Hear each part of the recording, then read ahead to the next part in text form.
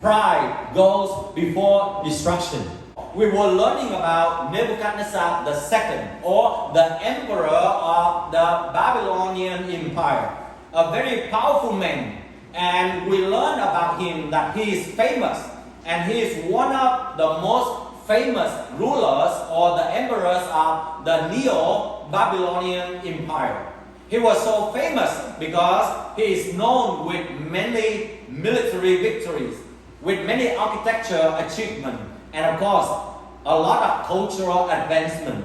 And especially, as you can see, that many military conquests, that he had expanded his kingdom to Egypt, to Asia Minor in the past, and today modern Turkey in those areas, or Persia. And then we can see that he even conquered Israel as well. And he was able to defeat even the Egyptian army, who was very powerful in those days. And with the architecture development, he also expanded the city. It became just like today we call a mega city in those days.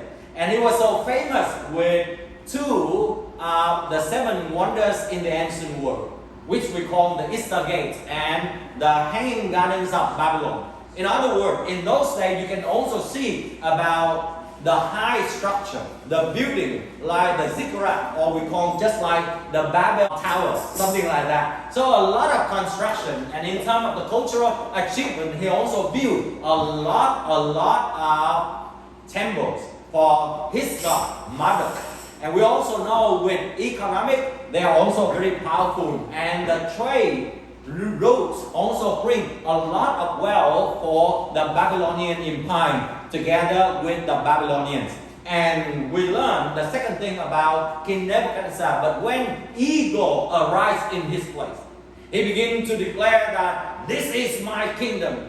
Look how majesty I am. I'm so powerful, I'm so wealthy, and everybody was under my throne, and I'm just like a god. And because of that ego, that we know from this story last week, that we begin to see that pride goes with the destruction. Pride also brings a lot of insecurity and worries for his life. Pride also brings fear and struggle. It brings evil thought and harms. Pride also brings the denial of one's good and contribution. Pride also brings about the oppression and the invention. Pride also brings blindness and illogical acts, or even we call the crazy act, just like many people today. Pride also brings pain and agony. Pride also brings the rejection of God. And at the end, pride will bring destruction and death eternally.